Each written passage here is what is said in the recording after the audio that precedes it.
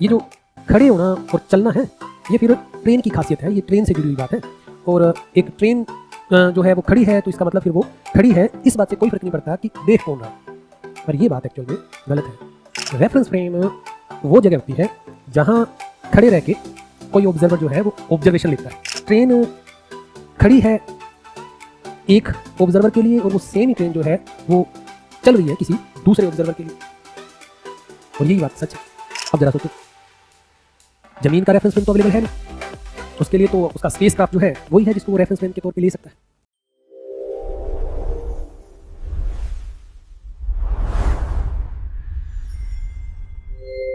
आज हम समझेंगे रेफरेंस फ्रेम, रेस्ट और मोशन को। और इन सब को अच्छे से समझाने के लिए मैं एक स्टोरी से शुरुआत करता हूँ। एक बार की बात है, दो दोस्त रवि और अनूप एक ट्रेन के सफ़र में हैं। वो ट्रेन से कहीं जा रहे हैं और उनकी ट्रेन एक रेलवे स्टेशन से थोड़ा सा आगे कहीं किसी जगह पे है। और जिस टाइम की मैं बात कर रहा हूँ उस वक्त टाइम शायद सुबह के 5:30 बजे के आसपास का है। बाहर काफ़ी ज़्यादा अंधेरा है, बहुत ज़्यादा अंधेरा, इतना ज़्यादा अंधेरा कि बाहर कुछ भी दिख नहीं रहा वैसे। अच्छा, ये दोनों इस वक्त ट्रेन के अंदर सोए हुए हैं और तभी अचानक रवि की आंख खुलती है और वो ऐसे ही इधर उधर देखता है। तभी उसकी नज़र अपने लेफ़्ट साइड पड़ती है जहाँ उसको एक ट्रेन दिख रही है साइड में।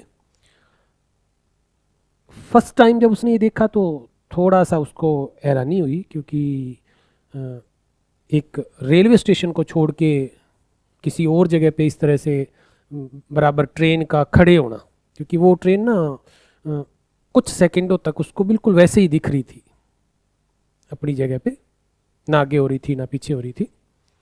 तो थोड़ी देर देखने के बाद वो ऐसे ही अनूप को ऐसे हाथ लगाते हुए उठाने के लिए बोलता है कि अनूप, हमारे साइड में भी एक ट्रेन खड़ी है वैसे।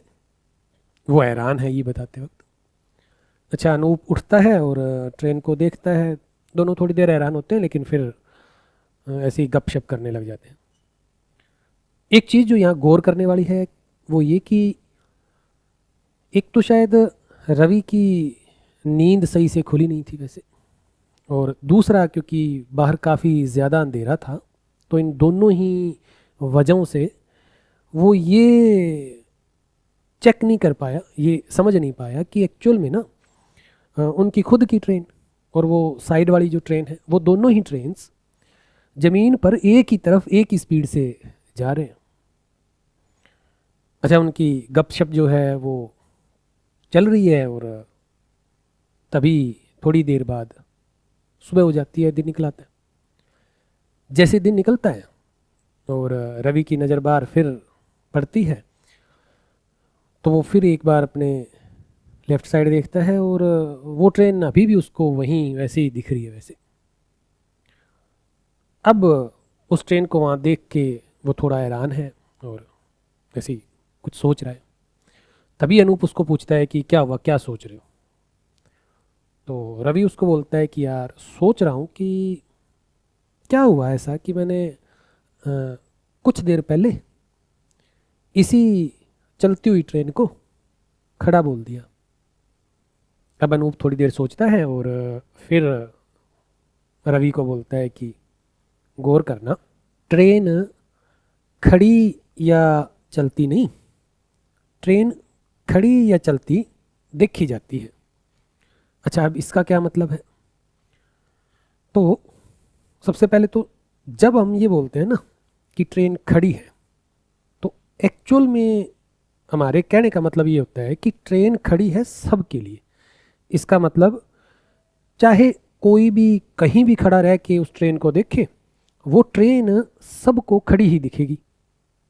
अच्छा, इसका दूसरा मतलब फिर ये बनता है कि ये जो खड़े होना और चलना है ये फिर ट्रेन की खासियत है, ये ट्रेन से जुड़ी हुई बात है।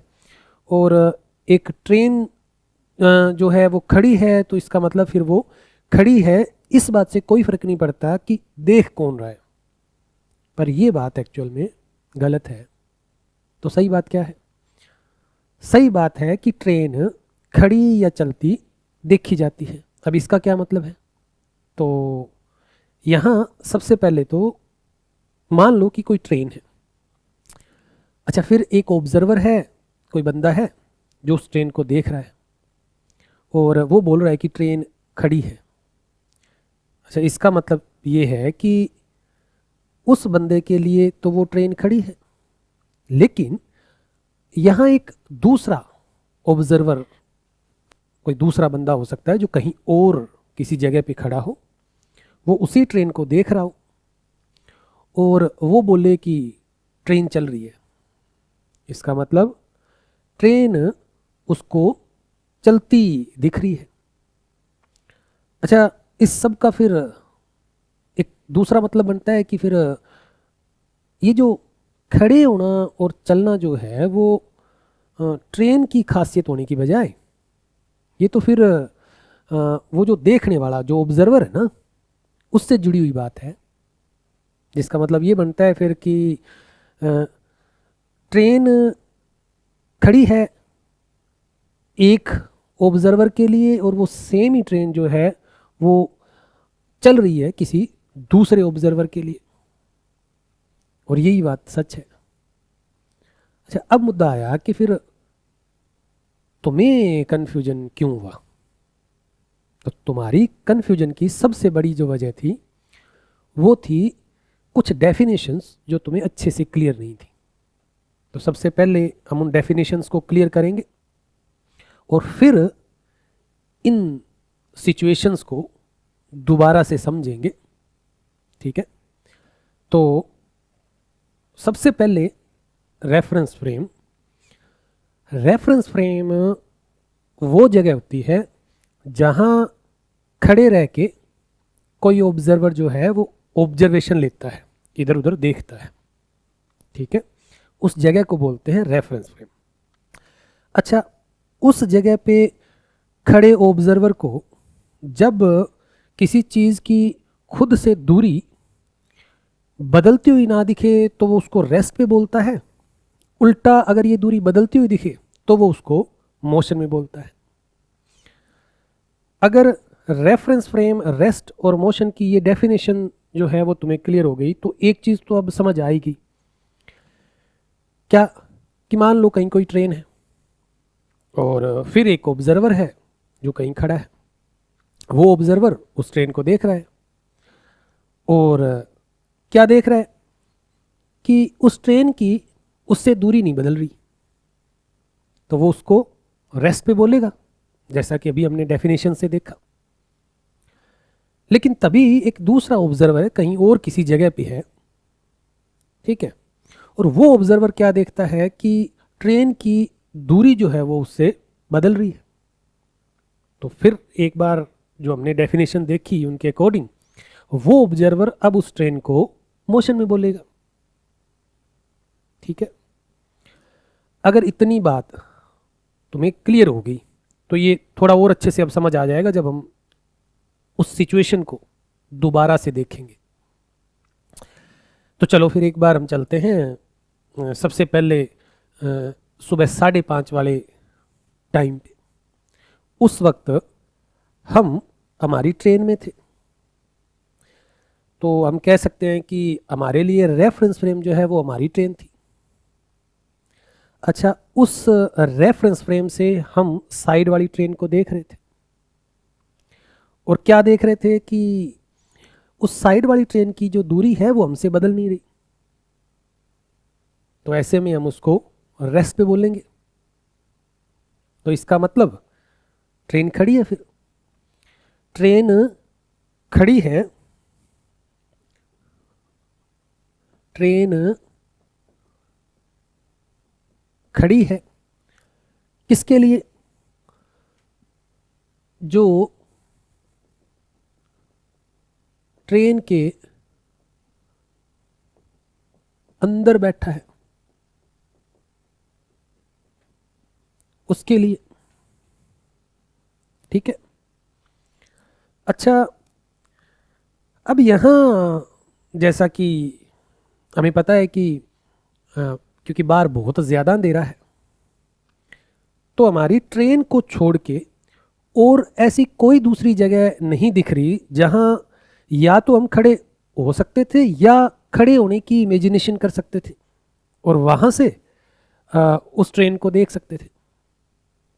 तो कुल मिला के हमारे पास यहाँ एक ही रेफरेंस फ्रेम है और उस रेफरेंस फ्रेम से देखने पर हमें वो जो साइड वाली ट्रेन है वो खड़ी दिख रही है, हम उसको खड़ी बोल रहे हैं। ओके, अब आते हैं सुबह वाले सीन पे। जब दिन निकल आया, सुबह अगर देखें तो अब भी हम अपनी ट्रेन में हैं, तो हमारी ट्रेन का जो रेफरेंस फ्रेम है वो तो हमारे पास अब भी अवेलेबल है और वहाँ से अगर देखें तो सब कुछ बिल्कुल वैसा ही दिख रहा है जैसा कि 5:30 बजे के आसपास दिख रहा था। और ये लाइन वहाँ से अब भी बिल्कुल ट्रू है। ठीक है, फिर अब क्योंकि दिन निकल आया है और हमें अब ज़मीन दिख रही है, यानी कि अब हमारे पास एक और रेफरेंस फ्रेम अवेलेबल है और ये वो रेफरेंस फ्रेम है जिसके हम हैबिचुअल हैं। इस रेफरेंस फ्रेम को यूज करने की तो हम यूज टू हैं, पूरी लाइफ हम यही रेफरेंस फ्रेम यूज करते हैं चीज़ों को देखने के लिए। तो ऑब्वियस ही बात है कि सुबह जब ये रेफरेंस फ्रेम हमारे पास अवेलेबल हैं तो ये आप कह लो कि इंसानों की नेचर ही है कि अगर ज़मीन वाला रेफरेंस फ्रेम कहीं भी अवेलेबल हो ना तो वो खुद को उस रेफरेंस फ्रेम में मान के या वहाँ खड़े रहने की इमेजिनेशन करके भी ऑब्जर्वेशन जो है वो दे देते हैं। और अब क्योंकि वो पॉसिबिलिटी है तो इसका मतलब अब हम खुद को ज़मीन पे खड़ा मान के इन ट्रेन्स को देख रहे हैं और वहाँ से खड़े रह के जब कोई भी इन ट्रेन्स को देखेगा तो ऑब्वियस सी बात है कि उसको इन ट्रेन्स की दूरी जो है वो खुद से बदलती दिखेगी। और ऐसे में जैसा हमने डेफिनेशंस में देखा था, वो इंसान जो ज़मीन पे खड़ा है वो बोलेगा कि ट्रेन्स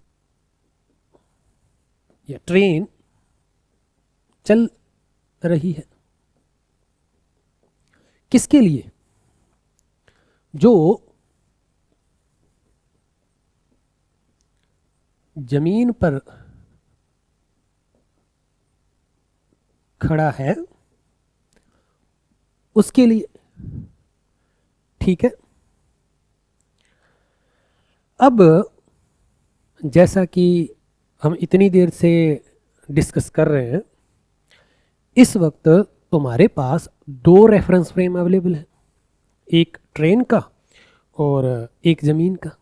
और जैसा हमने डिस्कस किया कि ऑब्वियस सी बात है, तुम जो ज़मीन वाला रेफरेंस फ्रेम है ना वो यूज़ कर रहे हो और वहाँ से जो भी ऑब्ज़र्व करोगे वही मान रहे हो। तो ऑब्वियस सी बात है कि फिर तुम्हारा ट्रेन को चलते हुए मानना बिल्कुल जस्टिफाइड है। लेकिन अब तुम ट्रेन को चलते हुए मान रहे हो पर साथ में हैरान भी हो रहे हो। किस चीज़ पे? कि यार यही सारा सीन तो सुबह 5:30 बजे था, फिर मैंने वहाँ ऐसा क्यों नहीं माना है, ऐसा क्यों नहीं बोला? तो तुम्हें समझ आना चाहिए कि उस वक्त तुम्हारे पास एक ही रेफरेंस फ्रेम अवेलेबल था और वो था ट्रेन का। ठीक है, और उस रेफरेंस फ्रेम से जो भी तुम ऑब्जर्व कर रहे थे तुम वही बोल रहे थे और वो जो तुम्हारी स्टेटमेंट थी वो ये थी। लेकिन सुबह क्योंकि दो रेफरेंस फ्रेम अवेलेबल है और ऑब्वियस ही बात है कि तुम यहाँ ज़मीन वाला रेफरेंस फ्रेम जो है वो यूज़ कर रहे हो और उस रेफरेंस फ्रेम से जो तुम ऑब्जर्व कर रहे हो और जो तुम बोल रहे हो तुम्हारी स्टेटमेंट है ये।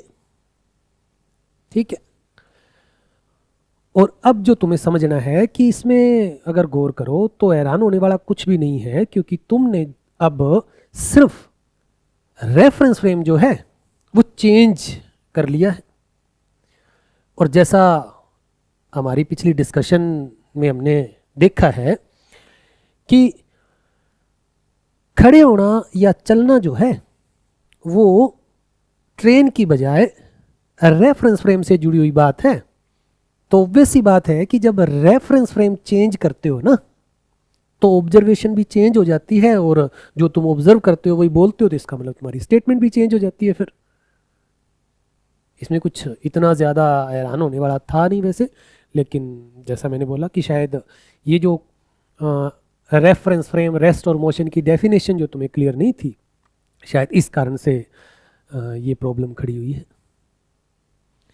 अच्छा, अब एक और जो चीज़ अनूप जो है वो रवि को बोलता है कि ऐसा हो सकता है कि ये जो रेफरेंस फ्रेम, रेस्ट और मोशन की डेफिनेशन है ना, ये तुम्हें बहुत ज़्यादा इम्पोर्टेंट ना लगे, क्योंकि ये जो कन्फ्यूजन जो अभी तुम्हें हुआ ये तो बहुत रेयर कन्फ्यूजन्स हैं।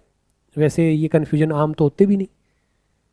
जैसा हमने डिस्कस किया कि हम इतना यूज़ टू होते हैं ज़मीन वाला रेफरेंस फ्रेम यूज़ करने के, कि आम तौर पे हम चाहे कहीं भी हो, चाहे किसी चलती ट्रेन में बैठे हों, चाहे किसी चलती कार में बैठे हों, चाहे हम कहीं खड़े हों, हम ज़मीन वाला रेफरेंस फ्रेम जो है वो यूज़ करते हैं, और उस रेफरेंस फ्रेम को यूज़ करके सारी ऑब्जर्वेशन देते हैं, और सभी लोग ऐसा ही करते हैं। तो ऑब्वियस सी बात है कि ये कन्फ्यूजन जो है वो आम तौर पे तो अराइज नहीं होती।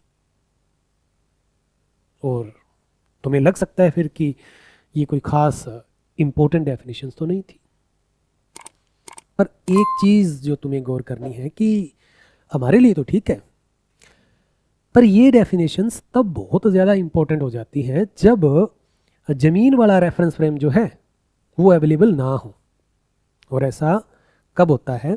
ऐसा तब होता है जब आमतौर पर हम देखें तो कि जो एस्ट्रोनॉट्स हैं या स्पेस एक्सप्लोरर जो हैं, जो स्पेस एक्सप्लोरेशन प्रोग्राम्स जो हैं उनमें अर्थ से बाहर जाते हैं,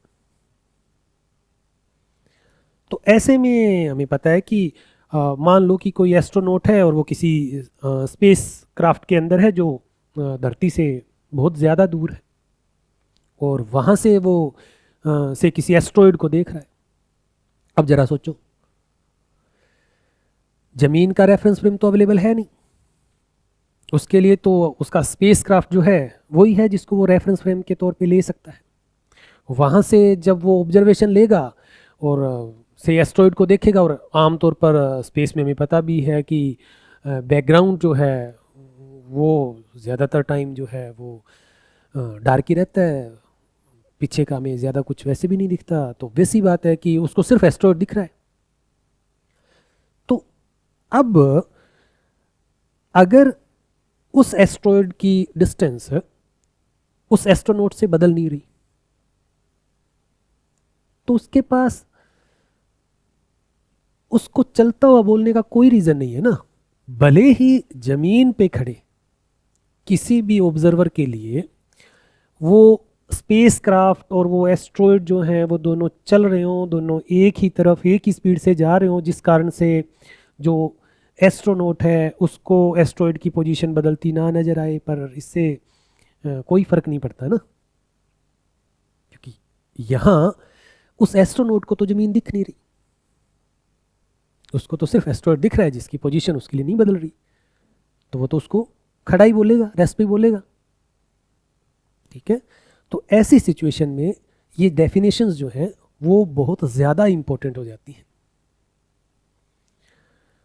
उम्मीद करता हूँ कि ये सब कुछ जो है वो तुम्हें अच्छे से समझ आया होगा, और अगर इतना सब कुछ जो हमने डिस्कस किया वो तुम्हें समझ आ गया, तो अब हम एक बार हमारी जो सारी डिस्कशन है उस डिस्कशन को समराइज़ करते हैं, ताकि हम ये देख सकें कि आज हमने क्या समझा, क्या नया सीखा। तो एक चीज़ तो तुम्हें फिर क्लियर होगी क्या, कि ये जो हम आम तौर पे बोल देते हैं ना कि वो ट्रेन चल रही है, वो कार चल रही है, वो से स्कूटर खड़ा है, ठीक है, ये बोलने का कोई बहुत अच्छा तरीका नहीं है। वैसे ठीक है, बात तो ये बिल्कुल आप कह सकते हो कि आप जो बोल रहे हो अ, वो ऑब्जर्वेशन तो आपने ली है उस रेफरेंस फ्रेम से जिसको हम ज़मीन बोलते हैं, और आपकी ऑब्जर्वेशन में तो कोई दिक्कत नहीं है। लेकिन ये स्टेटमेंट का उसको बताने का सही तरीका नहीं है, क्योंकि इसमें तुम रेफरेंस फ्रेम जो है उसको मेंशन नहीं कर रहे। तो बजाय इसके अगर ये बोला जाता कि से ट्रेन खड़ी है मेरे लिए, ठीक है, तो इसका मतलब ये हुआ कि अब आप रेफरेंस फ्रेम मेंशन कर रहे हो कि वो मेरे लिए, मैं जहां खड़ा हूं वहां से वो ट्रेन से खड़ी दिख रही है। ओके, ऐसे में ऐसा कोई दूसरा ऑब्जर्वर हो सकता है जिसको से वो ट्रेन चलती भी दिखे। अच्छा, इसके अलावा हमने रेफरेंस फ्रेम की जो डेफिनेशन है वो देखी कि रेफरेंस फ्रेम बेसिकली कहो तो ये वो जगह होती है जहां खड़ा रह के कोई ऑब्जर्वर जो है वो ऑब्जर्वेशन लेता है, ठीक है। हाँ, एक चीज़ आप यहाँ गौर कर सकते हो कि जैसे हम ट्रेन की बात कर रहे थे, हमारी ट्रेन की, तो वहाँ रेफरेंस फ्रेम वो जगह जहाँ हम बैठे थे, बेसिकली आप उसी जगह को बोलोगे। हाँ ठीक है, क्योंकि वो ट्रेन जो है वो पूरी की पूरी एक साथ कनेक्टेड ही थी, तो वो पूरी की पूरी ट्रेन भी एक रेफरेंस फ्रेम बोली जा सकती है। लेकिन मेरे कहने का मतलब ये है कि अगर उस ट्रेन के अंदर कोई ऐसी दूसरी चीज़ हो जो चल रही हो और आप उसके ऊपर बैठे हो, तो फिर आपका रेफरेंस फ्रेम वो चीज़ होगी जिसके ऊपर आप बैठे हो, ना कि ट्रेन। ये थोड़ा सा रेफरेंस फ्रेम में डिफरेंस जो है वो समझना ज़रूरी है कि एग्जैक्टली रेफरेंस फ्रेम हम कौन सी जगह को बोलते हैं, एग्जैक्टली हम जिस जगह पे हैं उस जगह को बोलते हैं, ठीक है। अच्छा, और रेस्ट, कि जब किसी ऑब्जर्वर को किसी चीज़ की दूरी खुद से बदलती ना नज़र आए तो वो रेस्ट है, यानी कि खड़ी है। और अगर उल्टा हो, किसी ऑब्जर्वर के लिए किसी चीज़ की दूरी जो है वो बदल रही हो, तो उसको मोशन में बोलते हैं। उम्मीद करता हूँ कि ये सारी डिस्कशन आप लोगों के लिए काफ़ी हेल्पफुल रही होगी। हम इस डिस्कशन को कंटिन्यू रखेंगे अगली क्लासेस में। एक चीज़ आपको और बोलनी थी कि इस वीडियो में हमने सिर्फ कॉन्सेप्ट्स को इंट्रोड्यूस करने की कोशिश की है, और ये इंश्योर करने की कोशिश की है कि फोकस जो है वो कॉन्सेप्ट्स को समझाने पे ही बना रहे। तो इसके लिए हमें जो वीडियो है उसको जितना उसके छोटा रखना था, और ऑब्वियस सी बात है कि क्योंकि वीडियो छोटा रखने की कोशिश की गई है तो शायद आपके कई सारे डाउट्स जो हैं वो एड्रेस ना हो पाए। तो इसके लिए आप हमारी इस वीडियो की जो एक्सप्लेनेशन वीडियो है वो ज़रूर देखना।